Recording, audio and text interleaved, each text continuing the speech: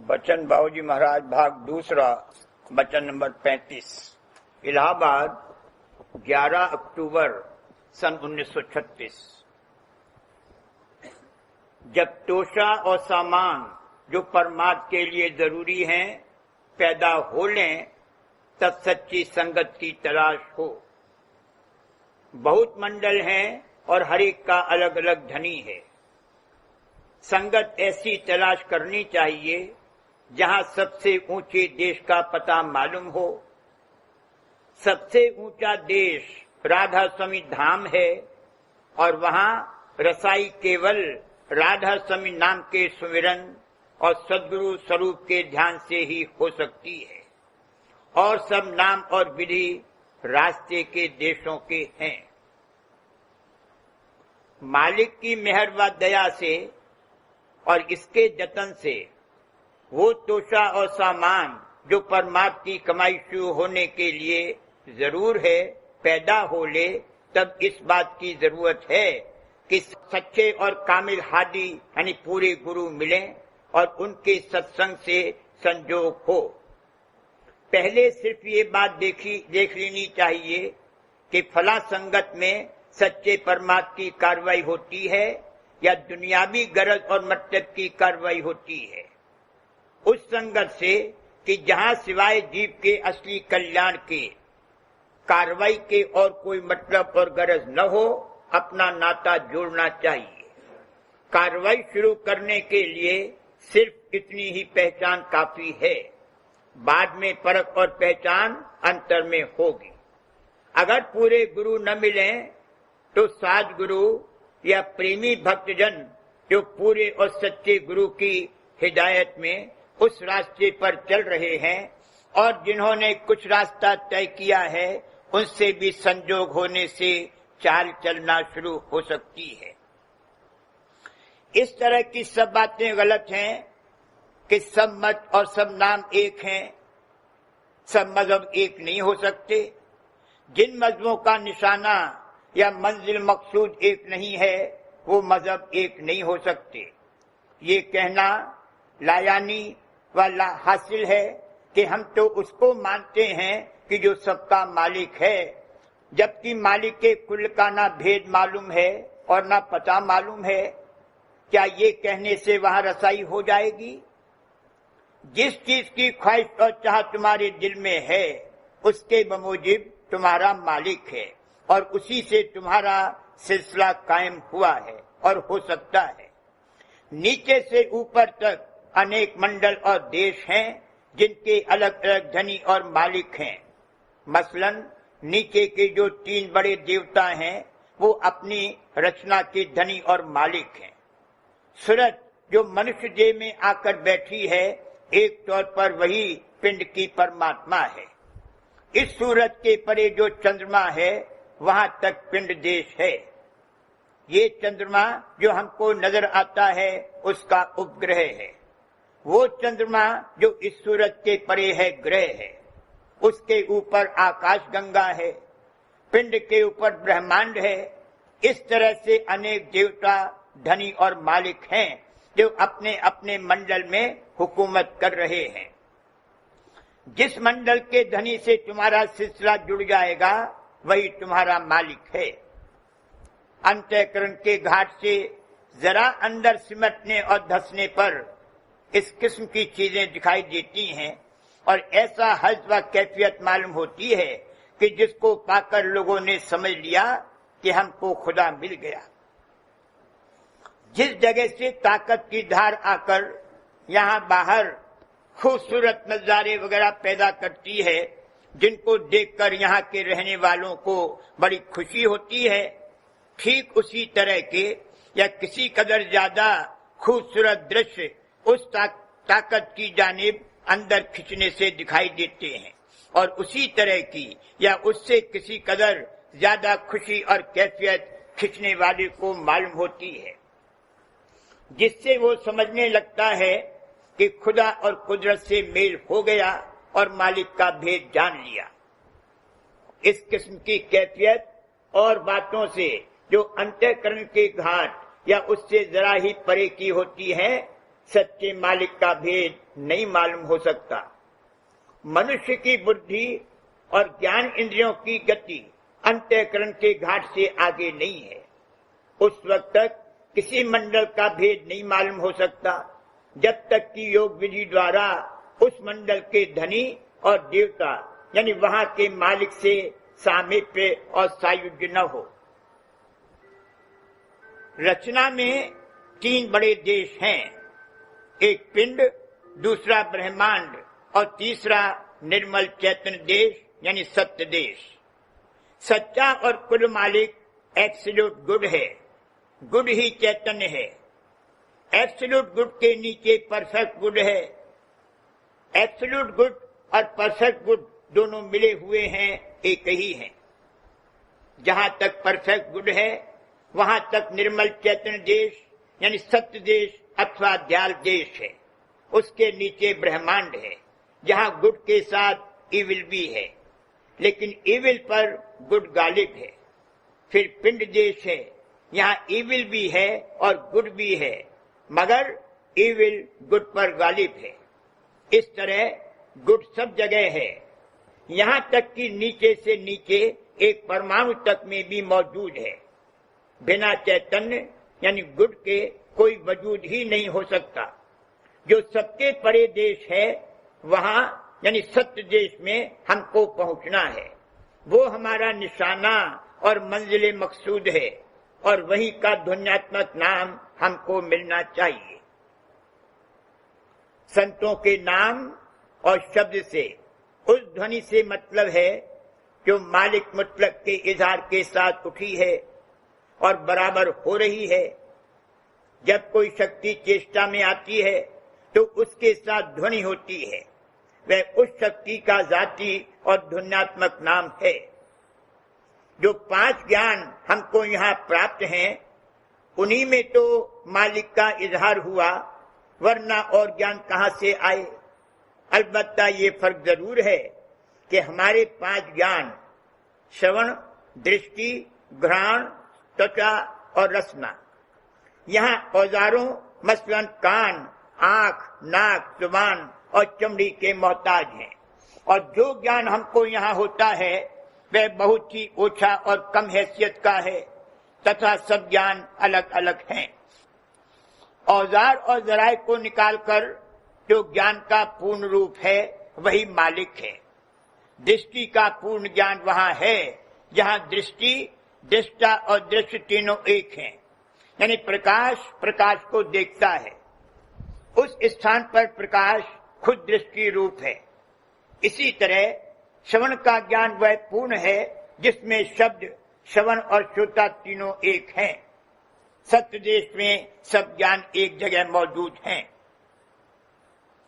जैसा कि ऊपर बयान किया गया है, जब कोई शक्ति चेष्टा में आती है तो पहले शब्द होता है, शब्द आकार बनाता है। शब्द का ज्ञान दृष्टि से ज्यादा सूक्ष्म और आला है। यहाँ का हाल देखने से पता नहीं चलता।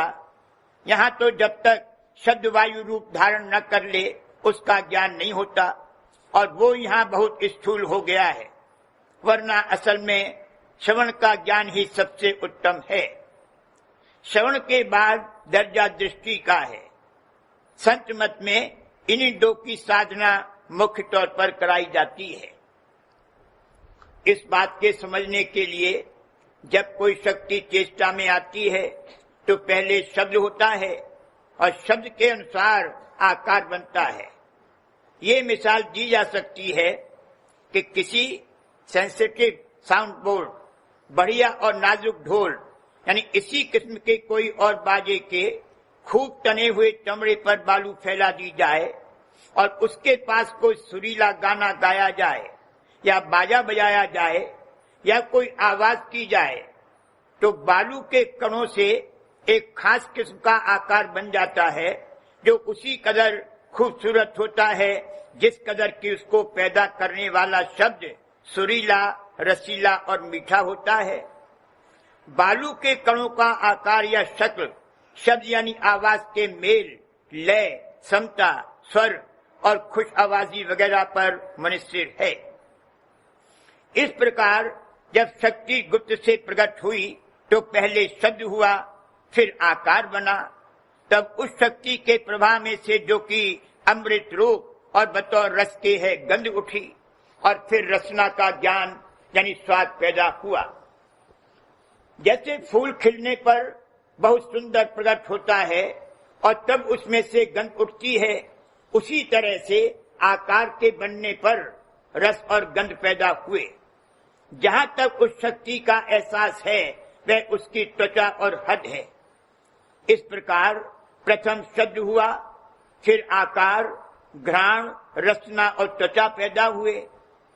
जो शब्द सबसे पहले हुआ वो मालिक के हकीकी का जाति और सच्चा नाम है। क्लोजेस्ट कम्युनिकेशन, नजदीक से नजदीक मेल शब्द से ही होता है। किसी के जिस्म को हाथ से छूने से या सिर्फ उसका ऊपरी हाल थोड़ा सा मालूम हो सकता है, लेकिन अगर हाथ से छूने के साथ साथ चाट कर जायका भी ले लिया जाए कि क्षार है या मीठा है या कैसा है, और फिर नाक से सूंघ कर घ्राण का भी जान कर लिया जाए तो और ज्यादा हाल मालूम हो सकता है। अब अगर आंख खोलकर दृष्टि का ज्ञान भी कर लिया जाए तो बहुत हाल मालूम हो जाएगा। लेकिन अगर हम भी चुप बैठे रहें और वह भी चुपचाप बैठा रहे तो उसके दिल का हाल नहीं जाना जा सकता। अगर वह भी बोले और हम भी बोले, यानी बातचीत करके शब्द द्वारा ज्ञान हो जाए तो बहुत कुछ दिल के अंदर का हाल मालूम हो सकता है। ता मर्द सकुन न गुफ्ता वाशद एबो हुनरश निहुक्ता वाशद। जब तक इंसान गुफ्तगू नहीं करता है उसके एवा हुनर छिपे रहते हैं। संत मत में श्रवण और दृष्टि का साधन ही किया जाता है। बाकी तीन ज्ञान इंद्रियां इन्हीं दोनों की मातहती में काम करती हैं। मुद्राओं के साधन में भी एक साधन दृष्टि और श्रवण का है, मगर सब बात इस पर मुनस्सिर है कि कौन चलने वाला है, कौन जरिया है और कहां जाना है। प्राणायाम अगर विधि पूर्वक बन आवे तो सिर्फ वहीं तक पहुंचा जा सकता है जहां से कि प्राणों की उत्पत्ति हुई है। प्राण पुरुष के आगे प्राणों की गति नहीं है।